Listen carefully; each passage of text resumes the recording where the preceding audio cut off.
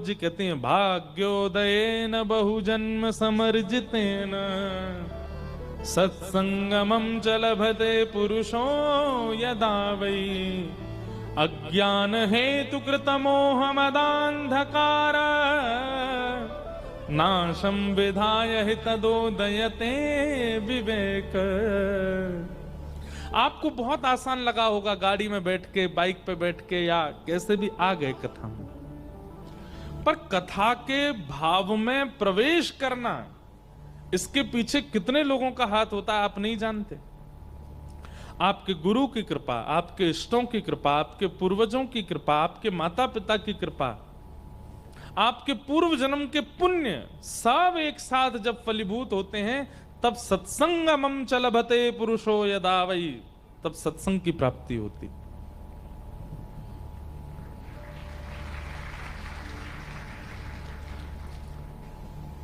जरूरी नहीं हर बात पर ताली बजे, सुन लीजिए, हम समझ जाएंगे कि आप सुन रहे हो कि नहीं। पर इसमें एक बात का मैं संशोधन करना चाहता हूं। कई बार कथा में तो बहुत लोग आ जाते हैं, पर सुनने वाला हर कोई नहीं होता। हजारों की तादाद में, लाखों की तादाद में लोग कथा में आ जाते हैं, पर सुनने वाले 100 ही हैं, सुनने वाले 500 ही हैं, सुनने वाले 1000 ही हैं। जो कथा श्रवण करके सुन रहा है, समझ रहा है और परिवर्तित हो रहा है, वही श्रोता है। उसी के इष्ट की कृपा है, उसी के गुरु की कृपा है, उसी के पूर्वजों की कृपा है। विद्यार्थी तो हजारों जाते हैं विद्यालय में, पर श्रेष्ठ विद्यार्थी गिनती के ही होते हैं जो पढ़ाई में अच्छे होते हैं। क्लास में तो बहुत सारे बच्चे बैठते हैं, पर एग्जाम पास आउट करने वाले कुछ ही होते हैं। ठीक वैसे ही कथा में भीड़ कितनी ये बड़ी बात नहीं, सुनने वाले कितने, और जो सुन रहा है, जो समझ रहा है और जो लागू कर रहा है जीवन में, उसके इष्ट की कृपा है, उसके पूर्व जन्म का भाग्य उदित हुआ है, उसके गुरु की कृपा हुई है, उसके पिता माता की कृपा है।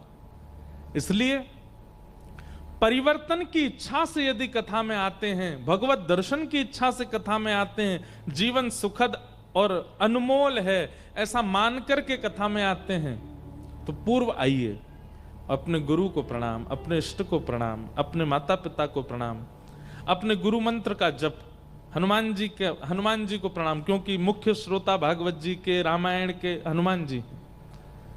यत्र यत्र रघुनाथ कीर्तनम तत्र तत्र कृतमस्तकांजलिम बाष्पवारि परिपूर्ण लोचनम मारुतिम नमत राक्षसांतकम। हनुमान जी हैं प्रमुख श्रोता, उन सबको वंदन कीजिए, पहला नियम। दूसरा नियम, पहले दिन जहां बैठे हैं प्रयास कीजिए 7 दिन तक वहीं बैठो। कई बार क्या होता है, इधर देखो, माताएं कह रही हैं देख मेरी जगह है, यहां मत बैठ जाना। हमारी बात सुनो, उसके पीछे कारण क्या है।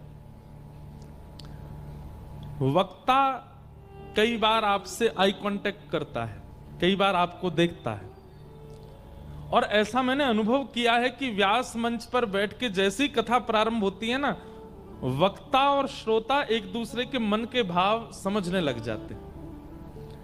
अब श्रोता यदि स्थान परिवर्तित करता रहता है, इधर उधर कहीं भी बैठता रहता है, तो वक्ता से उसका जो कांस्टेंट एक लगाव है वो नहीं बन पाता। इसलिए स्थान एक ही रखिए। कई बार आप बेमन से कथा सुन रहे हो, लेकिन स्थान एक ही चुना 7 दिन तक, तो भी कथा बहुत हद तक आपके चित्त में चली जाएगी। इसलिए स्थान मत छोड़िएगा। आसन का, स्थान का बहुत महत्व है। आज चुन लीजिए, और हो सके तो बगल वालों को बोल दो कल मैं यहीं बैठूंगा। हाँ, कोई बुराई नहीं इसमें। अपना आसन संग लाइए, उस पर बैठिए। हाँ बस ठीक है, हो गई बात, सुनो अब कथा। दूसरा नियम। तीसरा नियम, जिज्ञासाओं के बगैर कथा मत सुनिएगा। वो बात अलग है कि आप पूर्व में इतने रसिक जनों की, संत जनों की कथाएं सुन चुके हैं कि अब आपके चित्त में कोई जिज्ञासा नहीं है, तो बहुत अच्छी बात है। मन में कोई अभिलाषा नहीं है, कोई प्रश्न नहीं है, कोई जिज्ञासा नहीं है, तो बहुत अच्छी बात है। लेकिन अगर है तो उसको धारण करके कथा श्रवण कीजिए। जिज्ञासा कोई संसारी नहीं होनी चाहिए। जिज्ञासा भगवत संबंधी, शास्त्र संबंधी, धर्म संबंधी और जीवन संबंधी होनी चाहिए, कल्याण संबंधी होनी चाहिए। जिज्ञासा धारण करके कथा सुनिए और 2 दिन तक प्रतीक्षा कीजिए। यदि जिज्ञासा का समाधान अपने आप मंच से हो जाए तो अच्छी बात। यदि मंच से आपकी जिज्ञासा का समाधान ना हो तो 2 दिन बाद कहीं लिख करके मंच पर भिजवाइए। आपके जो प्रश्न हैं, जो जिज्ञासा है, आने से पूर्व यहां दीजिए, हम आके पढ़ लेंगे। अगर गुरु कृपा से उत्तर आता होगा तो आपको देंगे, नहीं तो अपने गुरुजनों से पूछ करके आपको उत्तर देंगे। जिज्ञासा धारण कीजिए। हमारे शास्त्र आज्ञा करते हैं कि ज्ञान जिज्ञासा के पात्र में ही टिकेगा। यदि किसी के चित्त में जिज्ञासा का पात्र नहीं है तो उसका ज्ञान टिक नहीं सकता, वो बह जाएगा। भाई, रस अगर उड़ाया जा रहा है, पात्र होगा तो रस रख लोगे, और खाली हाथ होगे तो रस में नहा लोगे, रस को ऊपर ले लोगे, पर थोड़ी देर बाद वो रस चला जाएगा। पात्र में होगा तो रस रखा जा सकता है, रस को संजोया जा सकता है, रस को स्थापित किया जा सकता है। इसलिए जिज्ञासा का पात्र रखिएगा चित्त में। भले ही आपको पता है पंडरीनाथ भगवान ऐसे क्यों खड़े होते हैं, लेकिन फिर भी जिज्ञासा रखिए, हमें जानना है फिर भी क्यों खड़े हैं। हम आपको सत्य बता रहे हैं, ये हम अपनी आप बीती बोल रहे हैं आपको। हम इतनी जिज्ञासा रखते हैं, हमको उतना ही व्यासपीठ से नया नया प्राप्त होता है। विठ्ठल भगवान पंडरीनाथ कैसे खड़े हैं? सुंदर ते ध्यान उभे विटेवरी, सुंदर ते ध्यान उभे विटेवरी, सुंदर ते ध्यान करे कटावरी, ठे बुनिया सुंदर ते ध्यान। हमको ज्यादा तो नहीं आती मराठी, और अभंग भी थोड़े बहुत सुने सुनाए जो याद है हम वही गा देते हैं, लेकिन प्रयास करेंगे कि याद करके आपको सुना सकें। ठाकुर जी कमर पे हाथ धर के क्यों खड़े? अब इसका सीधा अर्थ जो सबको पता है वो ये है कि पुंडलीक को दर्शन देने के लिए भगवान गए, और पुंडलीक माता पिता की सेवा में इतना व्यस्त था कि पुंडलीक ने ठाकुर जी को एक आसन के रूप में ईंट वीट ठाकुर जी की ओर प्रस्तावित की। ठाकुर जी उस पर प्रतीक्षात्मक रूप से खड़े हो गए, प्रतीक्षा कर रहे हैं। पुंडलीक की जब सेवा पूरी हो जाएगी तो मेरा दर्शन करने आएगा, तो जैसे कोई प्रतीक्षा मतलब इंतजार करने वाला ऐसे खड़ा रहता है ना, ऐसे ठाकुर जी इंतजार कर रहे हैं। आज लाखों की तादाद में वैष्णव पंढरपुर के दर्शन करने जाते हैं। उन लाखों में कोई एक पुंडलीक जैसा है, उसी के लिए ठाकुर जी ऐसे खड़े, उससे मिलने के लिए। पूरी दुनिया ठाकुर जी के दर्शन की प्रतीक्षा करती है, पर एकमात्र पूरे भारत में, महाराष्ट्र में पंढरपुर ऐसा है जहां पर भक्त की प्रतीक्षा ठाकुर जी कर रहे हैं।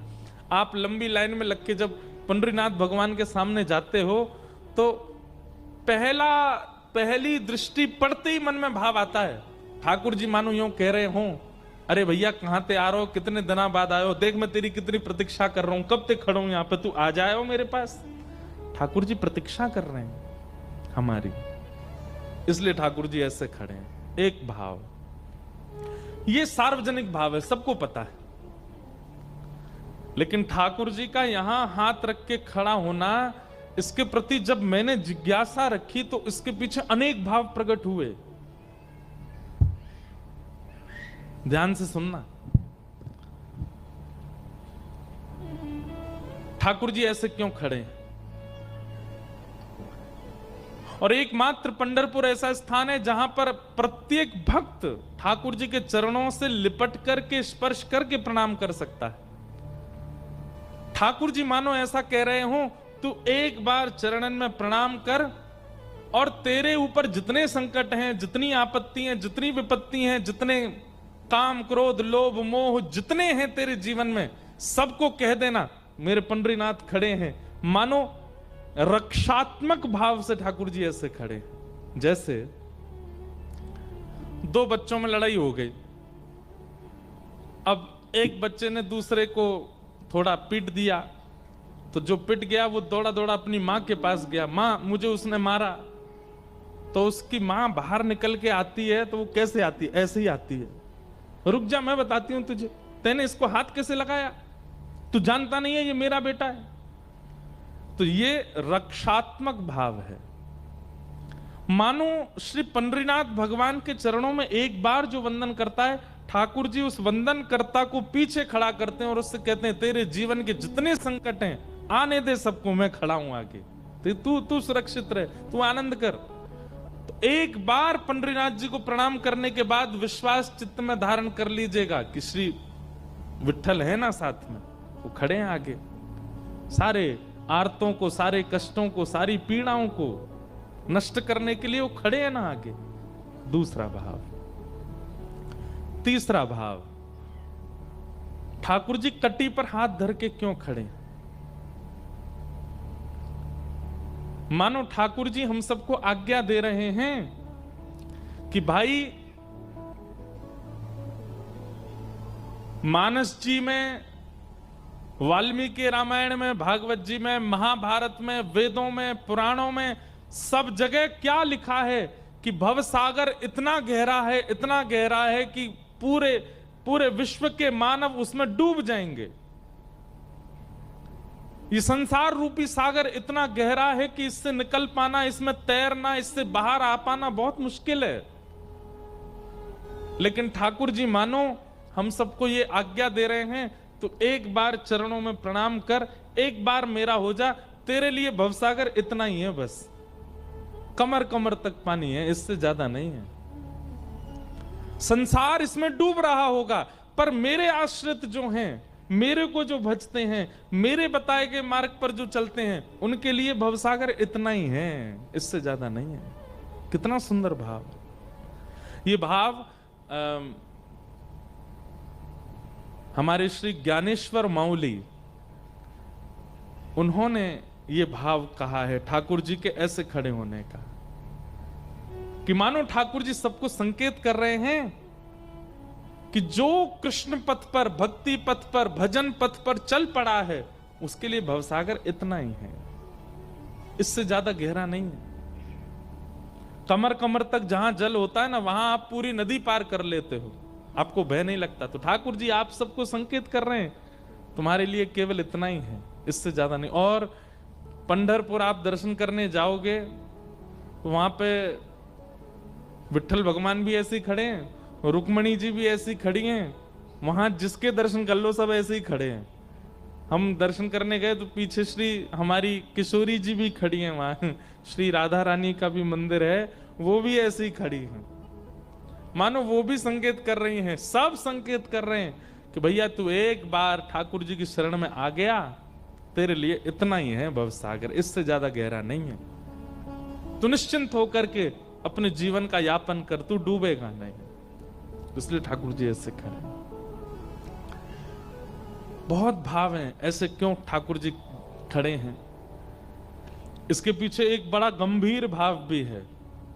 ठाकुर जी मानो आज्ञा कर रहे हैं, बोले भैया कटी पर हाथ धर के मानो उदर के लिए संकेत कर रहे हैं, बोले इसको संभाल लो बस।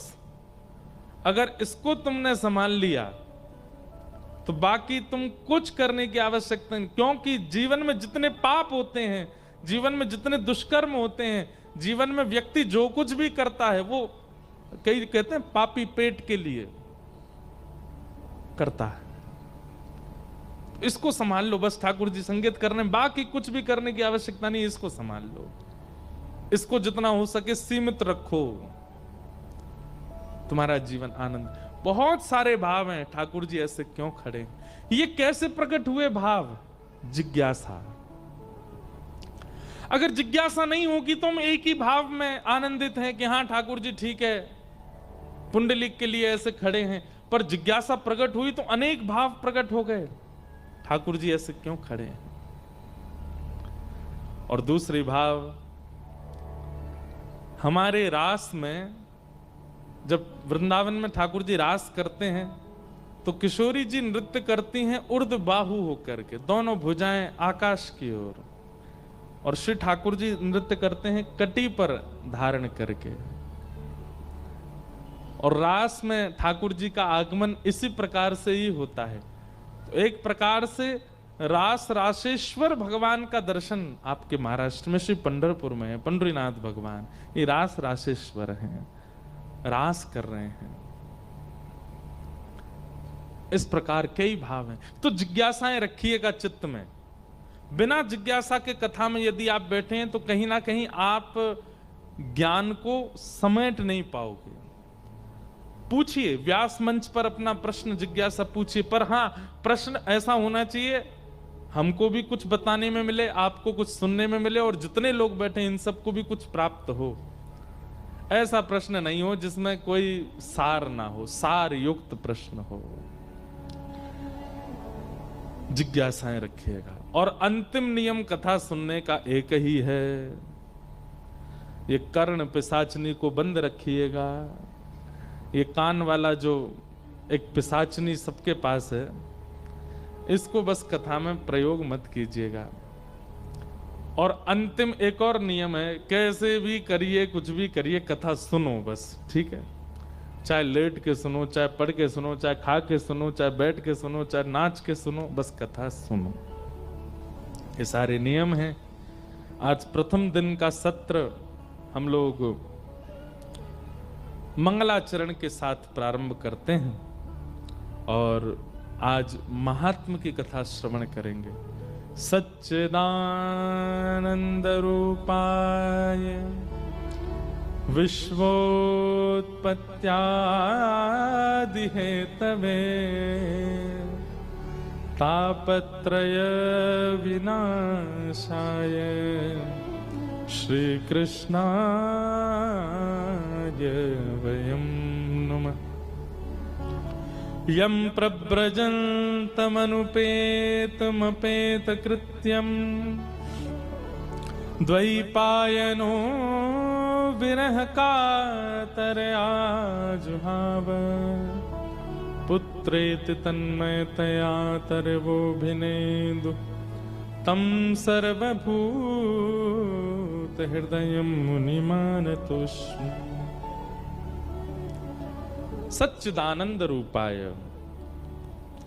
भगवान के 3 रूप बताए गए हैं, सत्य, चैतन्य और आनंद। अनेक व्याख्याएं इस श्लोक की होती हैं, पर हमारे मन में एक अद्भुत व्याख्या आती है। सत्य परमात्मा को, परमात्मा सत्य है ये बात सब जानते हैं। सत्य परमात्मा को जिस दिन आपने चैतन्य मान लिया, उसी दिन से आपके जीवन में आनंद का प्रारंभ हो जाएगा। सच्चिदानंद रूपाय, बहुत ध्यान से सुनिएगा। सत्य परमात्मा को जिस दिन आपने चैतन्य मान लिया, चैतन्य मतलब अभी हमारे मन में कहीं ना कहीं भ्रांति आती है कि ठाकुर जी जड़ हैं। जैसे ये स्टैंड है जिस पर माइक है, ये क्या है? ये जड़ है। इसको फेंक दो, इसको पटक दो, इसको गर्मी में फेंक दो, इसको ठंड में डाल दो, इस पर कोई असर नहीं पड़ेगा। क्यों? ये जड़ है। लेकिन ठाकुर जी को जड़ ना मान करके चैतन्य, और मानना ना मानना वाली बात नहीं, वो जड़ है ही नहीं, वो साक्षात चैतन्य है। लेकिन कहीं ना कहीं हमारे मन में उनके प्रति जड़त्व की भावना होती है, जिसके कारण ठाकुर जी की सेवा, ठाकुर जी की कथा, ठाकुर जी की भक्ति हमको आनंद नहीं दे पाती। हमारा उनके प्रति कैसा भाव होता है कि ये जो जड़ हैं, ये तो मूर्ति हैं, ये तो पाषाण हैं, ये तो अष्ट धातु हैं, ये तो प्लास्टिक के हैं, ये तो ऐसे हैं, ये तो वैसे हैं। और यही जड़ भाव ठाकुर जी के प्रति हमारे चित्त में आनंद को प्रकट नहीं कर पाता। आप कथाएं सुनते हैं, आप धाम दर्शन करते हैं, तीर्थ दर्शन करते हैं, पर फिर भी आनंद चित्त में क्यों नहीं है? क्योंकि आपने ठाकुर जी को चैतन्य नहीं माना। ठाकुर जी को चैतन्य माना।